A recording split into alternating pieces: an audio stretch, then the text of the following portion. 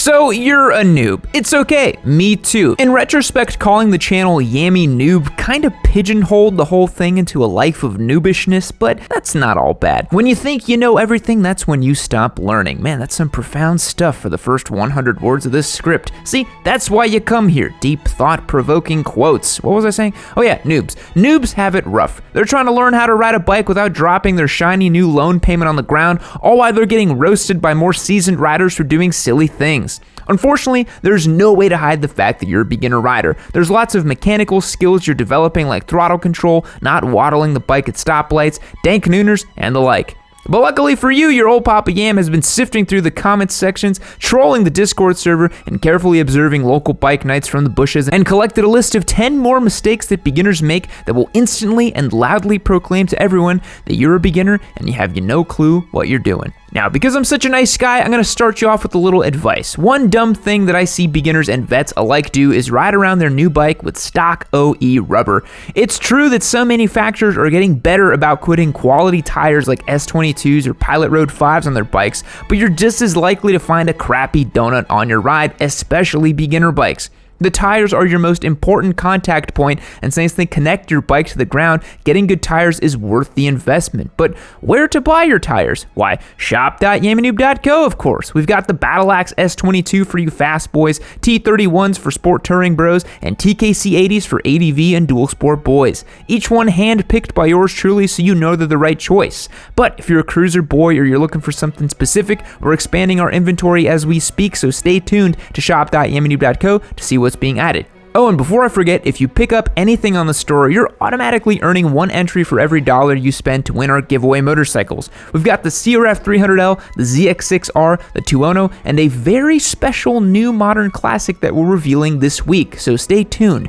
Rumor has it, it's one of the most legendary motorcycles of all time. Wink, wink, nudge, nudge. Now let's get started with the first and most obvious mistake beginners make, and that's buying too much bike. Look, I get it, you're running all the dollar per horsepower analyses at home. You've probably got a spreadsheet with a bunch of motorcycles on it, probably a graph or two, and you've decided that for the same price as a brand new Ninja 400, you could buy a Craigslist leader bike and grow into it. Oh, don't worry, mom and dad, it's a pre-2009 R1. Yeah, it's making 180 horsepower, but the thing is you have to wind it out at 12,500 RPM, so I'm just gonna shift it at 4K. Yeah, okay, sure, maybe you have superhuman self-control, and maybe the Inline 4 soundtrack won't be the siren song of doom that it is for many other riders, and maybe you can keep that promise. The only problem is that you're still dealing with a leader bike and they're making way more power than a beginner bike down low.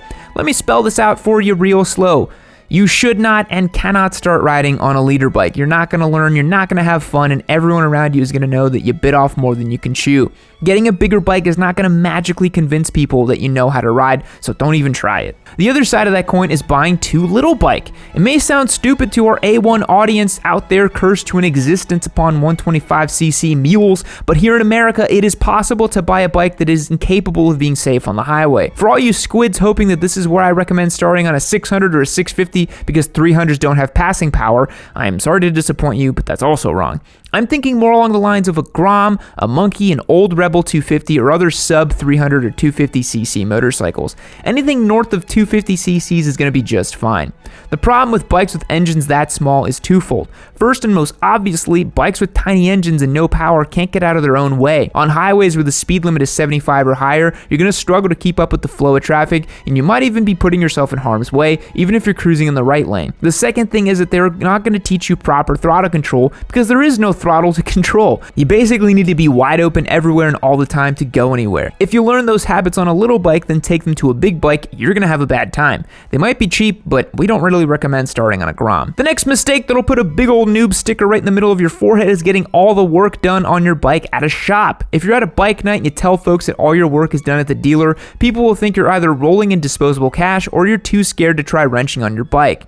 Now, I'm not saying that the first thing you should start out with is digging your bike's engine out and doing the valves, but you shouldn't have to take your bike in for every little thing. There's a handful of tasks that you should know how to do, and you'll be able to transfer those skills from bike to bike. Here's a little mini list of things that you should learn how to do on your own. First, clean, lube, and adjust your motorcycle chain. This one's obvious, but you shouldn't be paying someone $150 an hour to clean your chain. Next is changing your oil. It is really not that hard. It is one bolt and one filler cap on most motorcycles. You'll save a ton of money just by changing your own oil. Next is setting your own suspension. If your suspension has adjustability in it, you should be able to set it up for your own weight. You know how you're watching this video on YouTube right now, right? Well, if you search how, then add your motorcycle's question, there's chances are a bunch of explainers to help you out on it. The fourth mistakes noobs make is by wearing bad gear. Chances are when you're starting out, you're on a tight budget. I mean, you just bought your bike, your insurance, live to ride stickers and all of that. And how could you possibly afford a $1,000 helmet and a $500 jacket and more? I've seen this a lot, where in the interest of saving a few pennies, noob will buy a cheaper DOT-only helmet or wear a fashion leather jacket or work gloves and boots as a protective gear. The problem with all of that is that there are safety standards in motorcycle gear for a reason. You want abrasion resistance, impact resistance, Busa boy resistance, and probably some sun resistance just in case you are of the pale persuasion. You might be thinking that you need to spend a whole bunch of money because more money equals more safety, but in reality, beyond a certain point, there isn't much correlation between price and protection. If you want a quick breakdown of safe gear that's perfect for beginners, we made a video on this very subject last week. Check it out if you missed it. Another thing that separates noobs from vets is practice. When you're done with the MSF course, you might be thinking that you're all done learning. Well, you're wrong. All you know from the MSF is how to ride in a parking lot, and frankly, you're probably not even that good at it anyways. I'm not being mean, I'm just being realistic. A lot of noobs will try to maneuver around a parking lot and use the front brake and then immediately tuck the front and dump the bike. You need to practice using the rear brake to add stability, how to counterweight the bike, all that good stuff. Normally, I am not into the parking lot warrior Motokana stuff because the people you are only going to impress with that are other nerds, but you should at least know how to chuck a U-turn in a parking lot without putting a foot down. You don't want to roll up to bike night, go park your bike, and then accidentally drop it out front. I would spend a weekend on it and then move on. You should also practice looking through corners when you're out on the road. It'll help you ride more confidently. Lastly, practice smooth throttle control. Keep those jerky inputs between you and that tub of Vaseline and your bedside table. On the bike, everything should be smooth and controlled. Really focus on that as you're getting started and you'll be natural in no time. While we're talking about practice in a parking lot, don't park your motorcycle nose first. I'm sure that's a surefire way to let everyone know you're a noob. When you're on a bike, it's easy to just pull right into a parking spot like you would in a car, leaving your front wheel facing towards the curb or wheel stop or whatever. The only problem with that is that your bike doesn't have a reverse gear and you're more likely to have an issue if you're slowly backing out into moving traffic than if you pull out under power.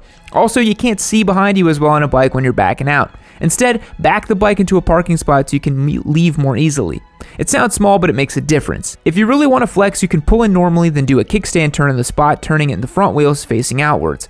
Just maybe practice that one once or twice before you try it in front of somebody. Next up, noobs just don't try enough motorcycles. Look, I get it, not everyone runs a YouTube channel where bikes come and go like the changing of the tides, so it can be tough to get experience on different styles of bikes, but you owe it to yourself to try as many as you can. Chances are you bought your first bike because it conforms to the mental image you have in your mind of what a motorcycle should be. Whew, that's a fancy sentence. What I mean is you might start on a Harley because your mom or dad or uncle or whoever in your family rode Harleys, or maybe you start on a sport bike because some squid popped a fat nooner in front of you when you were a kid. Either way, the bike you bought is only one narrow aspect of what motorcycles can do. You have touring bikes, dual sports, ADVs, supermotos, turbo busas, and more. Each one occupies a specific niche and use case and all have a reason to exist. If you want to be a well-rounded motorcyclist, you should ride each one of each style just to get a feel. Number 8, stalling the bike. Yeah, we've all been there. You're revving your bike right next to some dude in a Mustang and you're about to school him in how much better bikes are than cars. The light turns green, you thump the clutch, and the bike stalls out because you forgot to shift back into first when you came to a stop. Some bikes, like big Harleys with a ton of torque, can easily start in higher gears, but on most bikes, you're going to stall out if you try to pull away in third gear. You need to get into the habit of shifting down into first at every stop, even if it's just a stop sign and you're going to California, tap it. Other reasons you might accidentally stall the bike are putting the bike in gear with the kickstand down, not enough gas when you're pulling away, or forgetting to pull in the clutch when you come to a stop.